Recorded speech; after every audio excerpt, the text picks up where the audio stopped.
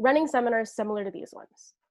But they're probably going to be a lot shorter, probably more general, better for novices. In terms of length of a seminar for people who are just joining debate, I would suggest keeping it around 20 minutes, maximum 40 minutes, depending on how much material you have to get through.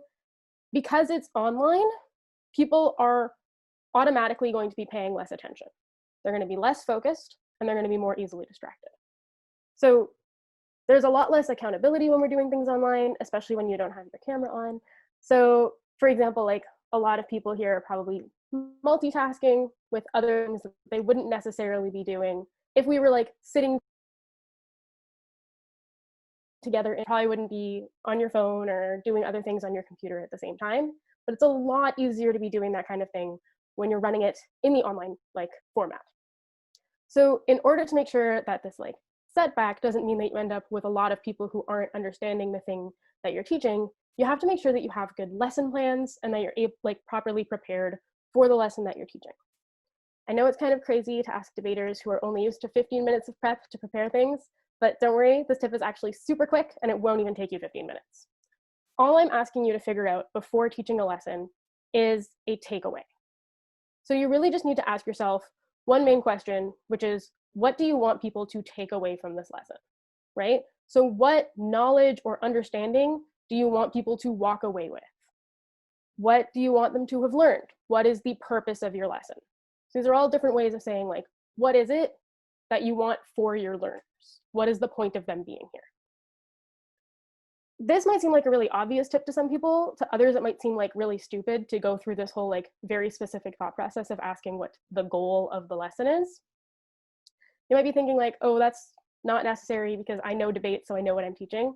Even if you know what you're talking about, that doesn't mean that everybody else knows what you're talking about. So just because you know debate doesn't necessarily mean you're automatically going to be good at teaching debate. So you have to make sure that you have solid idea of what it is that you're teaching so that you don't end up rambling. Yeah.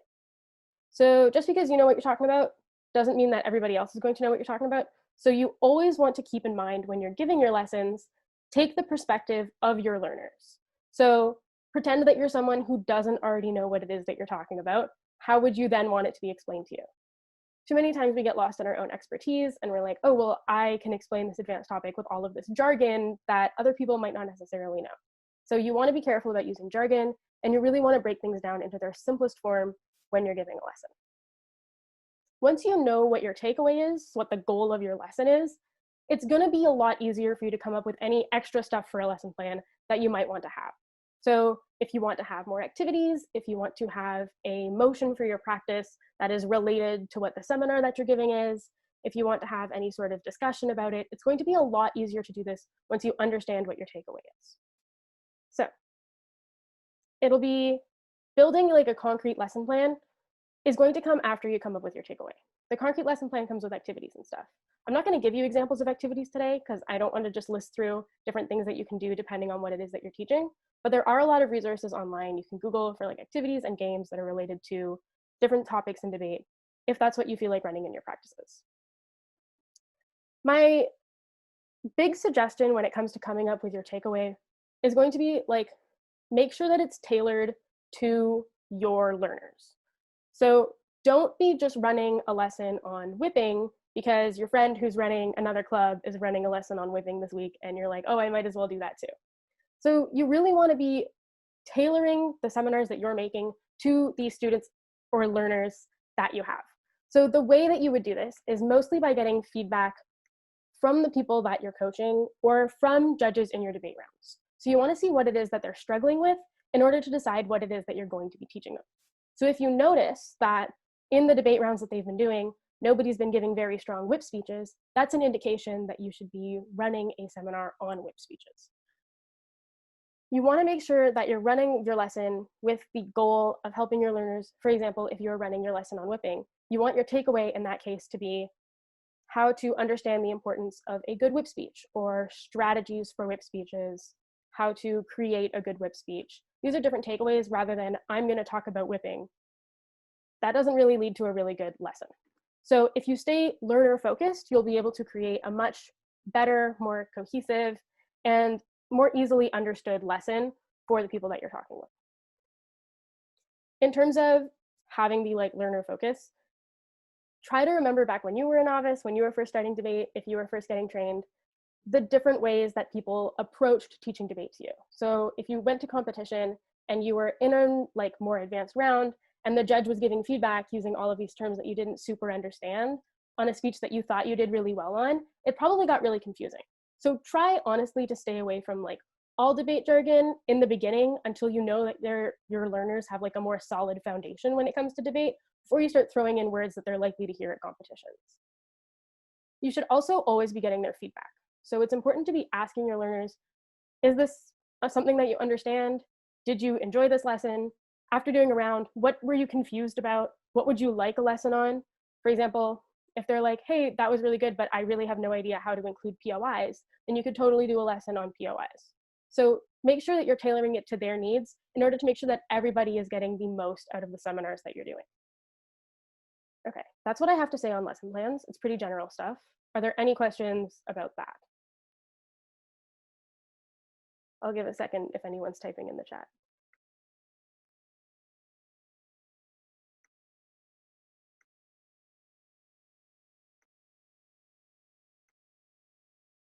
Okay, really good question. So it says, if my group is a mix of beginners and more intermediate/advanced debaters, how should I approach planning a takeaway? For example, should I think of a basic and advanced takeaway for the different groups? My answer to that is that it really depends. A lot of my answers are going to be that it depends. Here, it depends more on what point of the semester you're at.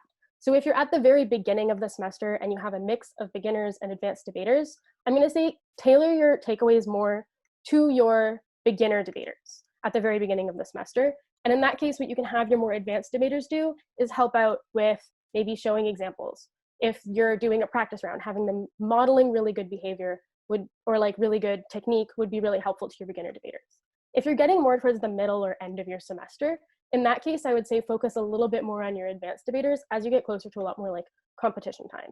In that case, you would be able to come up with a takeaway that still gives an understanding or a basic understanding to your beginner debaters, but while still having that more advanced technique for your advanced debaters. It's also possible, once you figure out how many you have of each, to run separate seminars depending on numbers. But generally in the beginning, I would advise focus more on your beginners. And then once you think that people have a basic enough foundation, you can start focusing on your more advanced. Does that make sense? Does that answer the question? Okay. Any other questions?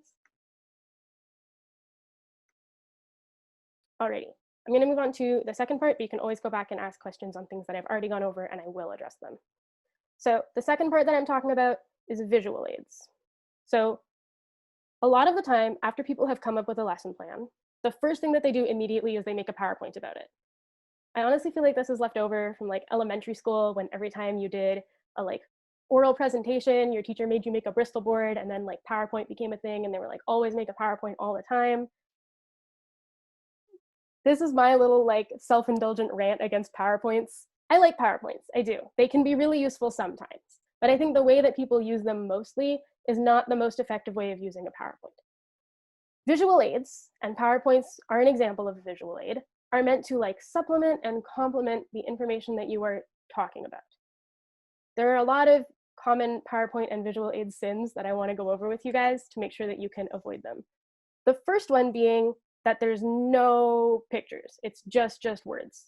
It's just so many words on your PowerPoint. It's basically just a transcription of the things that you're saying. You've got huge blocks of text. When you see this kind of PowerPoint, you guys know what I'm talking about. You've seen them before. It's just like a white black background with black Arial font text, huge blocks, huge paragraphs, probably quotes. It can be relevant stuff. It's like when you're making that kind of PowerPoint, it's because you love the information that you're talking about and you want to be able to give the maximum amount of information possible. Please don't do this. Firstly, it's not fun to look at. It's a very boring PowerPoint. It's also overwhelming when there's too much text on the screen while somebody is also talking. Especially when it's a transcription of the things that you're saying, your learners are going to end up being split between like listening to you talk and also reading the words on the screen. And these things won't happen at the same pace, so they're not going to be able to listen to you and process those exact same words at the same time. So it's just going to end up being really confusing. People will definitely be retaining less information if you do things this way. You're also going to be hurting yourself as a speaker if you just have a transcription of what you're saying up on the screen, because you're going to rely too heavily on it as a script, and you're going to be more boring to listen to, less engaging. You're probably going to slip up a few times because you're not relying on your own memory. Instead, you're going to be relying on this script. The only time that this kind of PowerPoint would be a good thing is if you're expecting learners to be taking very thorough and detailed notes on the lesson that you're giving. And honestly, if you're expecting to test them on it within the next week, I would say. So unless you're giving debate exams, which I don't recommend, I wouldn't suggest having this kind of PowerPoint. It's perfect for teaching like a grade 9 history class where they have to get ready for their like exams. I don't think that it's going to be useful when you're coaching debate. So I would stay away from the kind of PowerPoint that is entirely text and just really, it's not a fun kind of PowerPoint. The second kind of PowerPoint that I really hate seeing is one that has no words and is entirely pictures. Usually when you see one that's entirely pictures, it's like clip art and stock images based on keywords from the speech. This is not really useful to anyone. Having random pictures is really just kind of overwhelming, might be distracting. It's not really going to help anybody with their understanding of the material. It can just be confusing. At best, it's useless. Another thing I'm going to say about PowerPoints, don't make them too flashy, don't make them too loud. You don't want them to be distracting. You really want them to be the backdrop for the lesson that you're giving. But I've said a lot about what PowerPoints shouldn't be, and I do want to tell you about how to make an actual good, effective visual aid. So when it comes to having really good and effective visual aids for any lesson that you're making, diagrams are your best friend. I am a huge fan of diagrams. Diagrams are just a visual way of explaining something that you're going to be explaining out loud anyway. But when is it a good time to use diagrams? Because you can't use them for every single lesson. As you've noticed, I'm not using a diagram right now, so it's not always appropriate. The biggest time when I say you really want to use diagrams is going to be any sort of like intro to, a diagram is going to be really important. So for example, if you're doing like an intro to British parliamentary, it's going to be super, super important for you to have a diagram that explains the speaking order, who the speakers are, what the setup of the debate looks like, and then have maybe a few bullet points behind like whatever picture you've used to denote a speaker about what their speaker role is. This is a really good way of breaking down your information, making it visually accessible to people, because that's one of those topics that can get really confusing if you're just listing things out loud. So if you're telling me like first speaker does these things, and then the second speaker, which is on this team, that can get really confusing. So diagrams will show you like the government team, the opposition team. This is the first speaker, then it goes to this person. You can have arrows. I love diagrams. That is the perfect situation when you would need one. If we end up keeping CP for the winter semester, you'll probably also want a diagram to explain how Canadian parliamentary works, especially because there's the whole like time differences. So split versus traditional op, you've got the op twice and then go back to gov type thing. So that's definitely a place where you're going to want to be using diagrams to really help differentiate between the different ways that you can do CP and to really just visually explain what it is that you're talking about. You can use a good PowerPoint to just kind of highlight what the most important things that you're talking about are. My biggest tip, again, when it comes to making this kind of PowerPoint, I would say, first of all, try not to write full sentences. That stops you from getting into the like rut of just making huge, huge paragraphs. Keep it always point form, and always, always keep in mind what your takeaway is when you're making your PowerPoint. Otherwise, you're probably going to end up a little too caught up in like, oh, I'm going to add a fun picture here. Oh, I'm going to put this fun fact in, and you're not going to make it as useful and as concise as it needs to be for the lesson that you're giving. So always keep your takeaway in mind, and you'll be able to make a really effective visual aid. You don't want to make them overbearing, but you do want to make them pop. So I would try to stick to like the existing themes that are available on Google Slides or PowerPoint. I would say try to stay away from PowerPoint transitions between slides. So we all remember being 12 and making them like dissolve into each other. That was super fun when we were 12, but it's distracting when you're doing them now. I think that when you have like lots of clicks through one like slide, so when you have to like click for the next slide and click for the next point to come up, and then all your points come up one by one, I think that can be good if your second part of information is directly related to the first part and you're having your you're having your learners guess what the second part is going to be. So if you put up information and then the second part, you're going to have them guess what it is and then reveal what it is, that would be a good case to use that kind of transition where you have the text moving around or being revealed on your screen. If you're not specifically having that kind of engaging lesson where you're having them guess what the next information is going to be, it's not useful to have those click-throughs because it's really not helping you or anybody else as you try to like keep your next sentence a secret. Nobody's reading it all and then being like, well, I don't need to listen to you now, because you only should have point form on that slide. If you keep it so that there's just the most important points, then you'll be able to use that PowerPoint to supplement what it is that you're talking about, and people will be paying attention to both and getting the most out of your lesson. I'm going to take a break for water. Does anybody have any questions at this point? I know I said a lot about PowerPoints.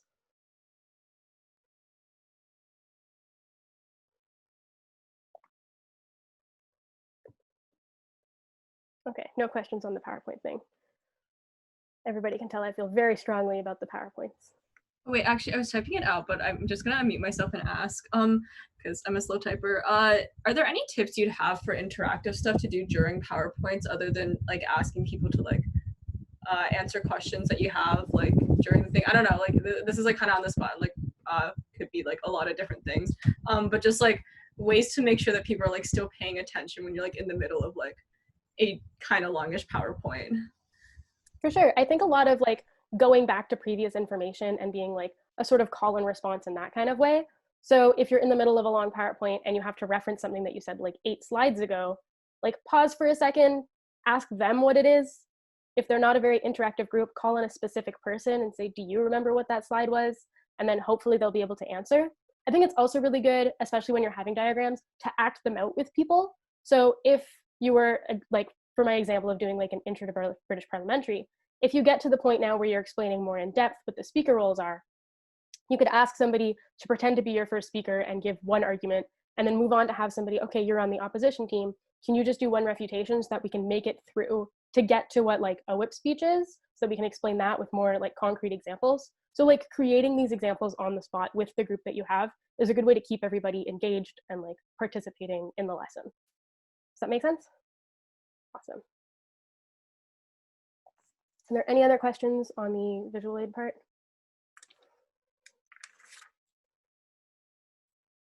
Okie dokie. So the third part that I want to talk about here is going to be on like more resources outside of visual aids.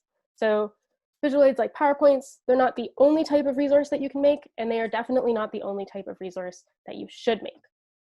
So it's really important to have a variety of types of resources that are accessible to your club members. I'm going to go through a few examples and what kinds of situations you can use different resources in. There are definitely more than just the ones that I'm listing. If you have more that you want to ask about, please do. And if you have some that you're like, is this a possibility? Let me know. But generally the answer is yes. Okay, so the first one that I want to talk about is just like regular Word documents. A Word doc, like a Google Drive, like a Google document, just sort of like a sheet of paper with some words on it. I really suggest these. I think that they are really, really useful. I think that it's really good to be able to have one as a how-to guide. So I think when you're giving just like what would have been in real life like a handout, but online would just be like a Word document, I think these are really, really great for how-to guides or for providing more detailed explanations. So for example, you could write a Word document on how to write good cases in CP. So just some sort of small, you don't want to make them too long because you're not writing a book, but like what would have been a handout in like your classroom, you can put online in this way. So it can either be a more detailed explanation of something that you did in a seminar, or your other option when it comes to these is to make them building blocks. Basically, when you're doing a seminar or like a lesson and then also having a handout on it, you have to choose one of them is going to be more detailed than the other, but you have to decide which one is which. So you can either have a handout or a document that would be the building blocks and then provide your lesson with more detail, or you can make your lesson about the building blocks and then have your handout be a more detailed, like further reading type of document on that topic. This decision as to which one is going to be which should be based on what you know of your club members, like I was talking about before, like a learner-centered lesson. So you want to be asking yourself how much basic knowledge your learners already have. So if they have a solid amount of basic knowledge already, then you probably want your handout to be like a reminder of that, while your lesson is going to be talking about more detail, because that's when you're really going to be engaging with them more and getting a lot more of a like an interactive lesson, right? But if you find that your learners don't have that basic knowledge yet, they're really beginning, then you're probably going to want to give your lesson in the more basic knowledge and then have a further reading for anyone who is more advanced or anyone who's looking to be more advanced. So in that case, the document that you give is always going to be the optional part. I mean, technically everything's optional, but when you're doing the seminars, you want to think of your document as being the optional part and to see which part is more important for you to be conveying personally to your learners. Okay. So for documents, again, they are going to be a little bit longer. That's when you require more explanation. And I really suggest them as being like how-to guides, detailed explanations of things. Think of them as being like handouts from school. The next kind of resource that I want to talk about is videos. There's two kinds of videos I want to talk about. One is going to be show rounds, and the other one is like brief little intro videos. So I'm going to talk about the brief intro videos first because I like those best.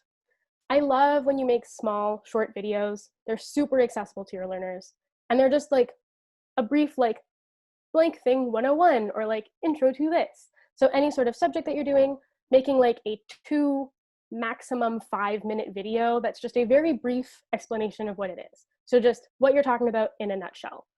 I think that making these in video form is really, really useful to your learners. First of all, it's like bite-sized info, right? You don't have to have a super long amount of time, for example, the time that it would take to go to a seminar to get the information that you need for this, right? I also think that it's really, really helpful in that they're really accessible to your learners, right? So not only in terms of time, but also in terms of like when they're looking for information, if they see a video of you, they're more likely to watch it than like an outside resource that you're bringing in. So I think that if you were to make small videos about topics that you think are important for your learners, it shows that you're really involved with them personally and with your club.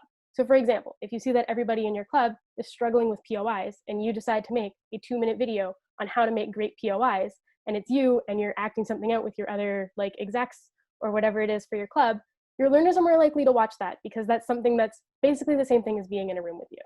I think that's really, really helpful for the online format as well, because it really provides a lot more like personal involvement with each other. The other kind of video that you can do is a show round. So like an example round.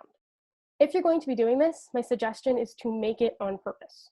So I would not suggest filming a practice round and uploading it as a show round, because it's likely that there are mistakes being made in your practice rounds. In fact, I hope they are so that you can improve on them. If you upload that as being the example round, anybody who's watching it and using it as a resource to learn from is probably going to get confused. Because when you're posting your show round, you don't always post the feedback that goes with it, because people might not want their feedback to be public, even if they're okay with their speeches being public. So you're not going to see what parts they need to improve on or what parts they did well or not. So in that case, you're not really getting the full idea of what that round was. If you're going to be posting a show round, my suggestion is to ask maybe some of your more advanced debaters if they would be like interested in being involved in that, maybe having your executive team get involved in that. Make it on purpose and like with the idea that this is going to be a show round. That way you're less likely to have mistakes that can be confusing to people who are watching it later on. When it comes to videos, I do recommend subtitling them. So like adding your own like closed captioning. I know that sounds like a lot more work, but it really isn't too much work. It only takes a few like extra minutes depending on how long your video is. If you were making like a 2-minute video, it probably wouldn't even take 10 minutes to caption. It's really easy to do. You can do it on iMovie really simply. Like it doesn't look the most professional, but it just adds to making sure that people can understand it. I think it's really, really helpful, especially because as debaters, we have a tendency to talk really fast. So when you're watching these videos, rather than having people watch them over and over again, which they can do, it's a lot easier to make sure that the text of what is being said is written, just to make sure that everybody can more easily understand what's being said. It's also really helpful for any learners that you have who struggle with auditory processing. Having the subtitles there is super, super helpful for them and really makes it a lot easier for them to enter into debate. I also want to talk about outside resources. So far I've talked about resources that you can make. You can also get outside resources. Don't discredit outside resources just because I said that resources that you make are more personal. That doesn't mean never use outside resources. The outside resources that you find on like Google or from other clubs or from QSIT itself are also super, super helpful and probably really well made if you're being able to find them outside of your club. So these are still very useful. You can use them as building blocks for your own lessons and post like, this is the sources of where I got this information. You can take like pictures of things, you can send them to your club. Make sure that you source them when you're taking outside resources. But generally, I think that they're still very useful and really, really important to be able to share with people in order to make sure that they get the most thorough and comprehensive understanding of debate. I think that these are really, really useful when you find like, for example, when it comes to outside resources, there's never any intermediate ones from what I've seen. There's some that are really good for super beginners, and then there's some that are really good for very advanced people. So generally, I would say try to meld these together when you're making your own intermediate lessons. But when you're doing things for beginners, you could be like, here is a compilation of resources that I found that are really good for you beginners. If you're more advanced, here is a compilation of resources that I found that I think will be really helpful for you. For example, like here's something on framing. It could be anything that you think would be useful for your specific learners, or anything that you think they would be interested in learning more about. Are there any questions before I move on?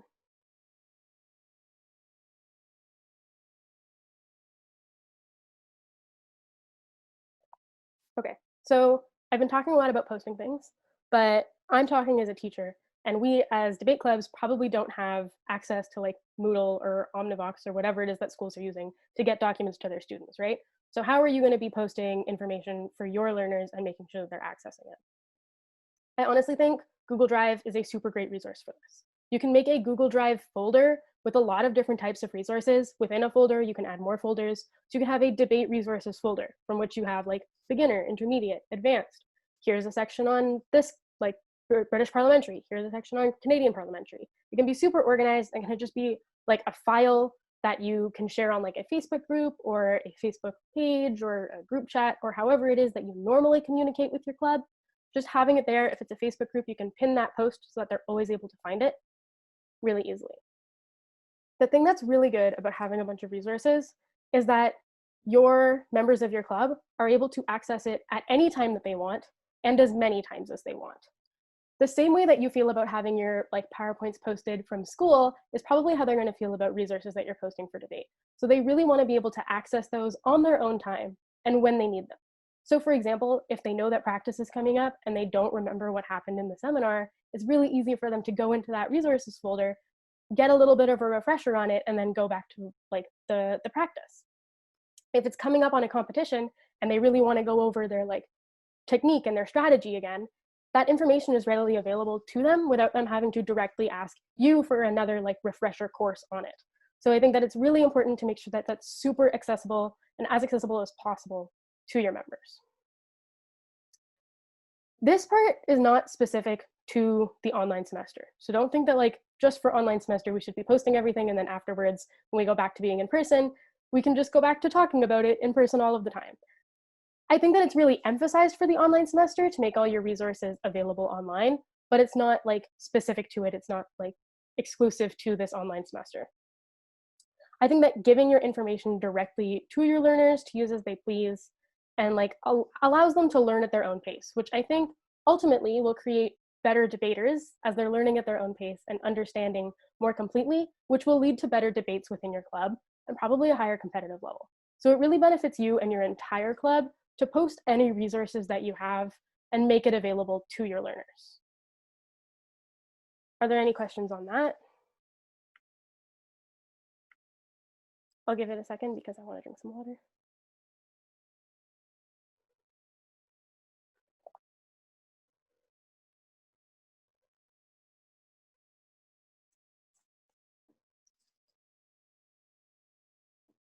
Okay. Doesn't look like there's any questions. So I'm going to move on from the educational theory aspect of what it was that I was talking about. As you can tell, it was not very complicated educational theory. Basically, just make good visual aids and make your lessons about your learners. And I'm going to move on to the more like debate specific stuff. So the first thing that I want to talk about when it comes to moving your debate club online is how are you going to do that like practically? So the question that I'm going to ask and then hopefully help you answer is what platform should you use? So you do have a lot of options when it comes to using an online host or having an online platform for your debate club. As I was researching for this part of the seminar, I noticed that QZ Equity actually posted their own document about which platforms they recommend, and it's Discord. So I'm going to go through a few options, but I will be explaining some of the information that I did find in the QSID equity document. It's on the QSID website, and I do suggest that you check it out because it's pretty cool. I did find a lot of information that I didn't previously know about the online platforms. So I'm going to go through the options that I had prepared, but I am going to also touch on information from there. So be ready for that. The first option I want to talk to you guys about is probably the one that is least conventional. I would say just Facebook for practices, for meetings, and for communicating. Facebook calling is actually pretty good when it comes to like video calls. There are always a few tech issues. Somebody's microphone probably won't connect properly. If anybody has connection, it will end the call, like connection issues. It's going to just end the call for everyone, which can be frustrating. But when you're with smaller groups, Facebook calling is actually really easy. It's free. You just have to make like a group chat and then you can have a video call really easily.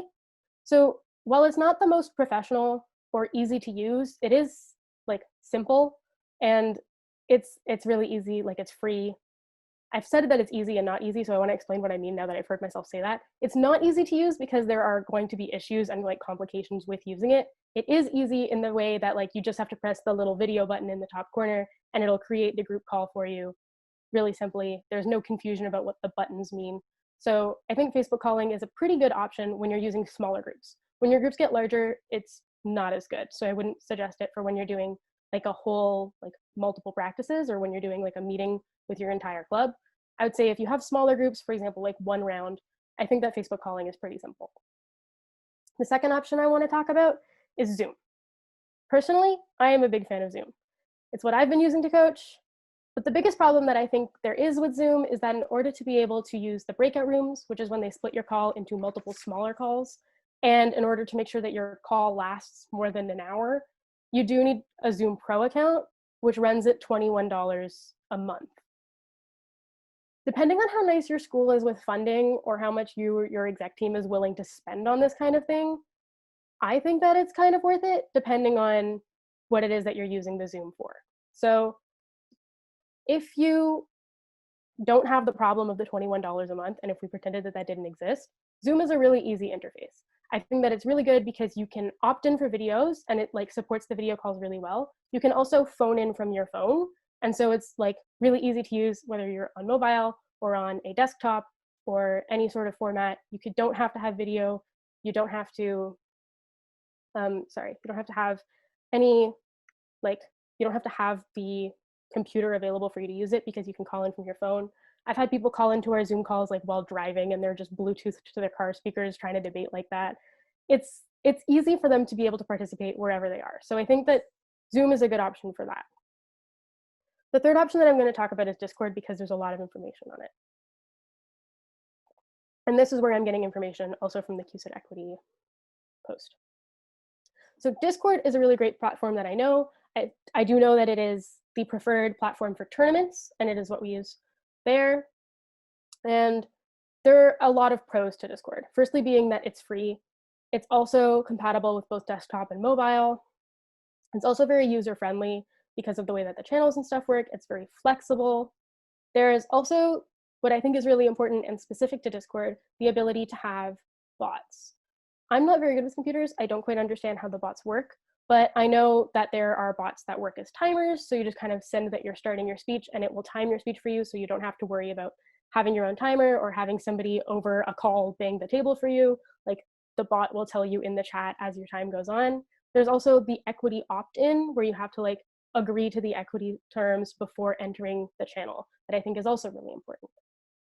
The issue with Discord is that it's not great for video calling, but I did see on the equity post, which is where I'm getting to now, that we're not really like prioritizing video calling. As far as I know, this is the first seminar where a lot of people have kept their video on, and I'm very thankful for that because I like talking to your faces. But again, like video is not a part that we really have been prioritizing or will be for tournaments at all. The reasons for this is that it can reduce lag if you don't have everybody's video on because the video call can eat up your bandwidth. It's also more accessible to people who don't have webcams to not feel like they have to have a video on. And it allows for more anonymity when people don't have video. So those are the reasons why Discord is good when you're not going to be focusing on video calling. There's also factors that I think should be taken into account in terms of the webcam or the video being on. I personally think that there are a lot of pros as well to having the video on. It's a lot more personal, so you actually feel like you're talking to real people. Like, instead of me talking to a blank screen of people, I do get to see some lovely people here that I get to talk to, so it makes it a lot easier for me to feel like the lesson that I'm giving is for real people, and it'll feel a lot easier when you're in a debate round to feel like you're talking to a lot of real people. A lot of the reason why people join clubs, and especially why people will join a debate club, is for that element of social interaction.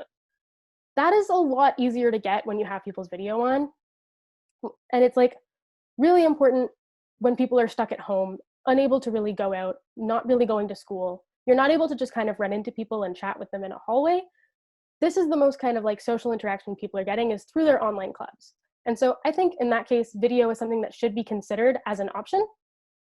I would say that I'm trying to phrase this. I think that it's not the most important thing to consider when you're choosing a platform, but I think that it should be a factor when you're considering how your learners will approach it. If your learners are people who don't want to have their video on and they're really shy, they don't think that's something they want to do, I would say that's fine and it's not something that you really have to consider.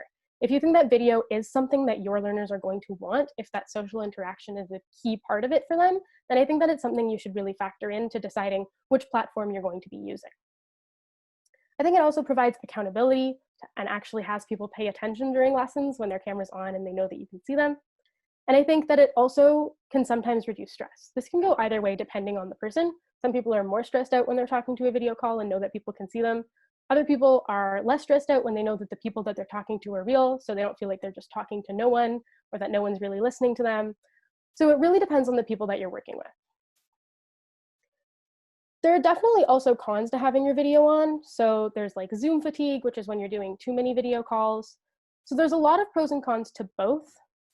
And we could spend hours discussing just whether or not people should have their video on for online classes or online seminars.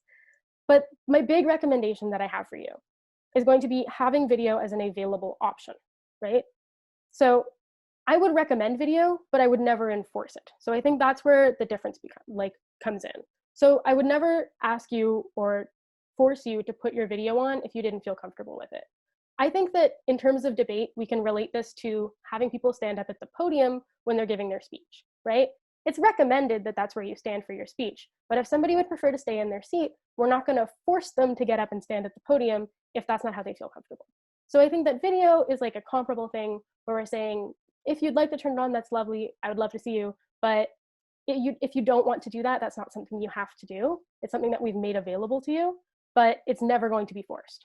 I think that when this is how you approach it, over time, you generally have more people who will turn their video calls on. So if you're having regular meetings with people and the first time you're like, hey guys, if you want to turn on your video, you can, but you don't have to, you're probably not going to have a lot of people who do. But once they get more used to the meetings that you're doing and more used to seeing you if you keep your video on and talking to other people through these calls, slowly you'll get people who do turn on their video. And it does become something that they enjoy.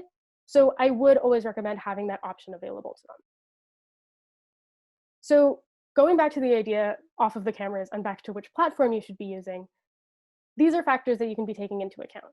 So if video is something that you'd like to prioritize for your practices or for your meetings, then I'm going to suggest not using Discord because Discord is not optimized for video calling. I know for me, it crashes my computer every time. So try not to use like Discord if video calling is something that's very important for you and your club. If you want to have groups with a lot of people, I would say try not to go through Facebook. So there's cons to each one. But one thing that I do want to point out is that you are able to use multiple platforms for different things that you need them for. So for example, I use Facebook for all of my exec meetings, I use Zoom for my practices, and Discord is for tournaments. So you can end up using all of them when you need to be using them. So don't try to restrict yourself to just one platform being like, oh no, do I think cameras are really important? I should never use Discord. Don't think like that. You can absolutely use Discord, even if you think that the cameras are really important. So really don't restrict yourself when it comes to a platform, but also keep in mind that you're taking in the pros and cons of each platform when it comes to deciding which one you're going to use and when. I don't have experience with any other platforms. Those are the three that I use regularly. If there are other platforms that people think are really great, I would love to hear about them. But I'm going to ask right now if you have any questions on the stuff that I've said.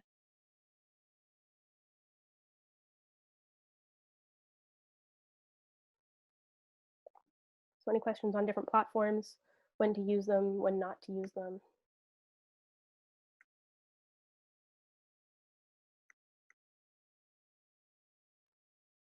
I'll give it a second if anybody's typing.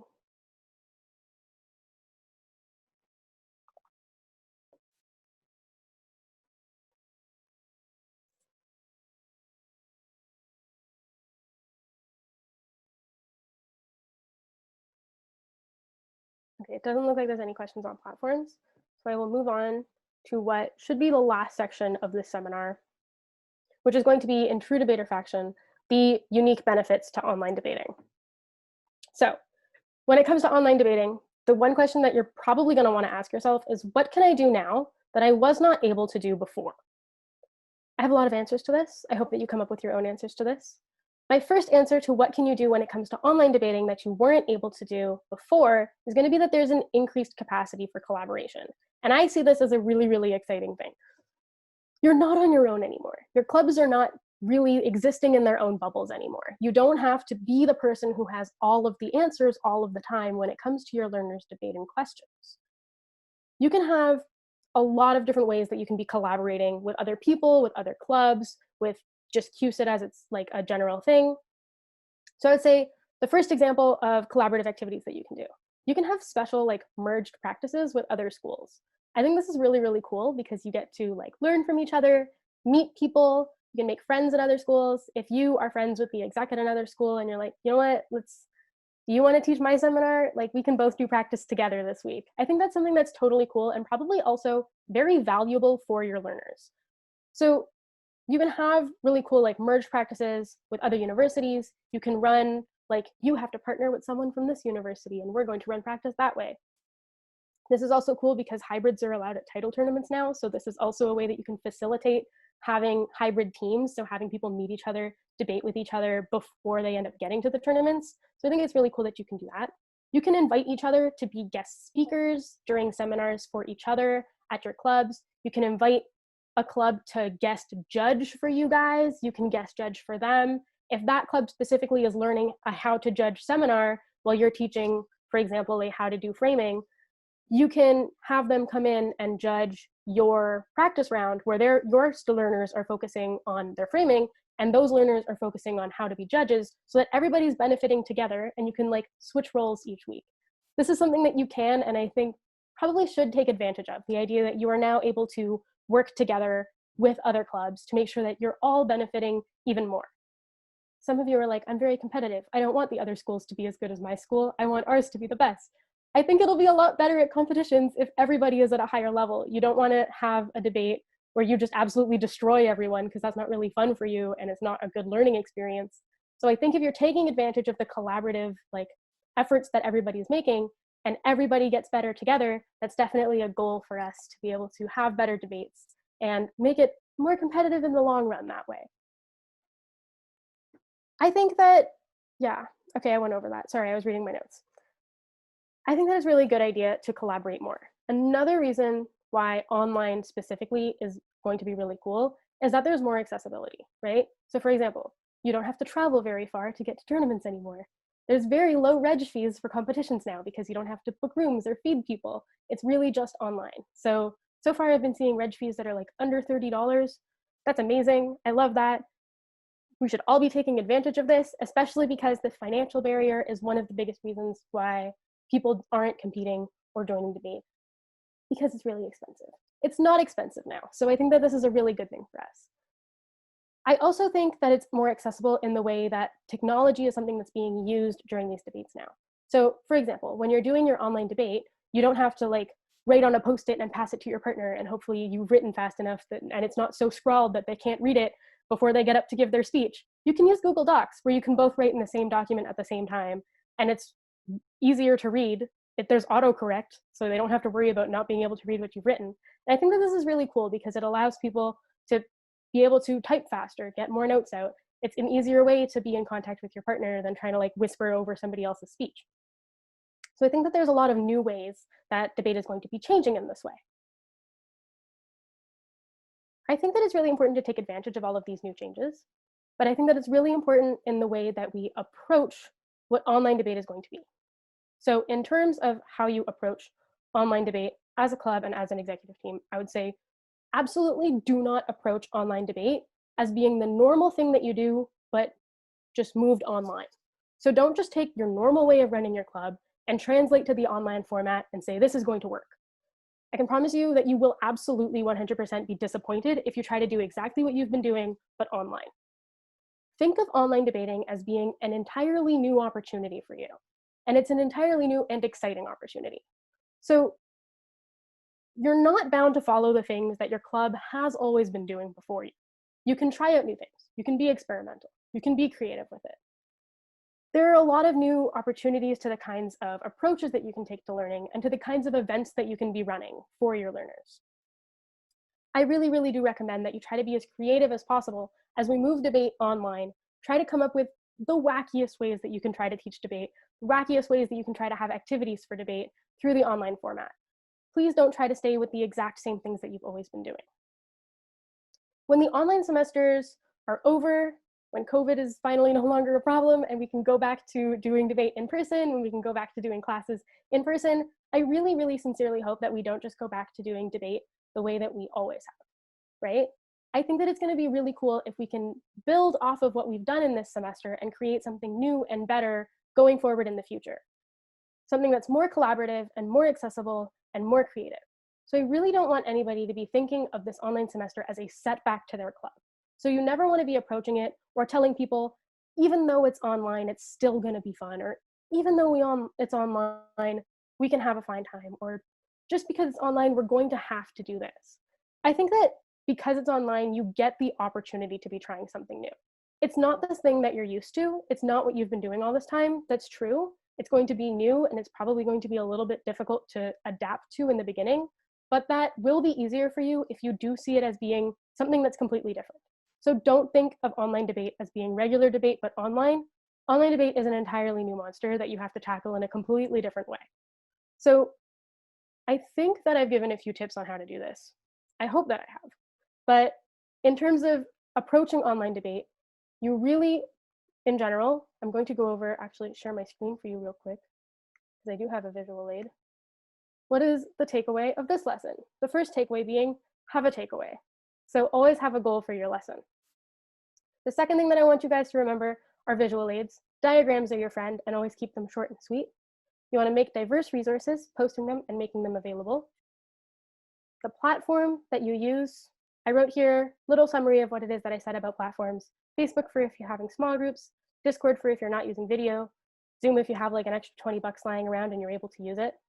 And the last thing that I really, really want you to walk away with, probably the most important of everything I've said, is that online debate is not regular debate, but online. There are a lot of new opportunities for this. I think it's really exciting for us all to be able to move into this online semester. And I hope that you don't see it as being like a major setback for you. Are there any questions on anything? Because that is the end of what I have prepared for you.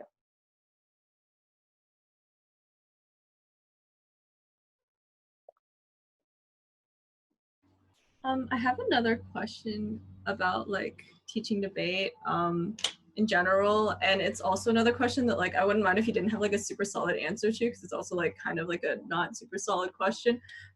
But like obviously you want to like shape shift your lesson plan according to like whatever you see like debaters need the most. But like if you were just teaching like a beginner class or just like teaching like people who had like never debated before how to debate, would you have like a recommended like set of like things to teach, or like a loose order to like what you would teach just to like introduce people to debate at first? For sure. I would definitely start with an intro to the style. So explaining the speaker order, the speaker roles, what debate actually looks like, what the purpose of a debate is, just to give like a general idea of how things are going to look moving forward. I would say a really good primary lesson to give would be case construction, so that the first thing they can get started with is how to use their prep time. From there, you'll probably want to play around with how it goes. So if they're doing a good job with case construction, you'll probably want to move on them to talking about refutation. When they're doing well with refutation, you, depending on how fast they learn, you could throw in the rebuilding lesson with that. You could do it on its own. Once they get the first like idea of like case construction, their refutation, their rebuilding, you could talk about more specific speeches. So reply or whip speeches. You could talk about extensions. I think once you get past the general like skills that everybody will need in debate, which is basically like coming up with arguments, refuting arguments, rebuilding arguments, that's when you want to start tailoring it to what it is that you're seeing in front of you. So which speeches they struggle with, what they need more help with, what they're asking about. You could also do, like, if they really liked the case construction, before you even move on, you could do another advanced case construction if that's what they really want to like improve upon. So once you get like the basic skills down, I think that's when you should start playing around with it. Does that answer the question? Yeah. Thank you. That was very helpful. Are there any other questions?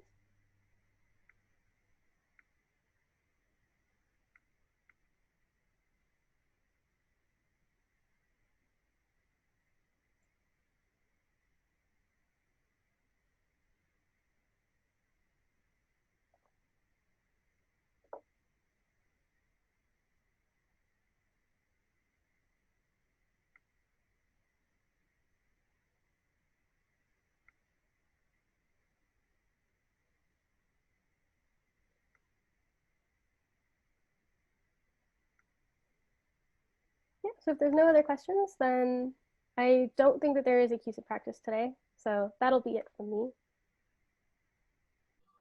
Thank you so much. This was an amazing seminar, and I feel a lot more like right about the upcoming semester now. Thanks. Yeah, I agree. Thank you so much. Thank you. I'm so happy you guys found it helpful. Yeah.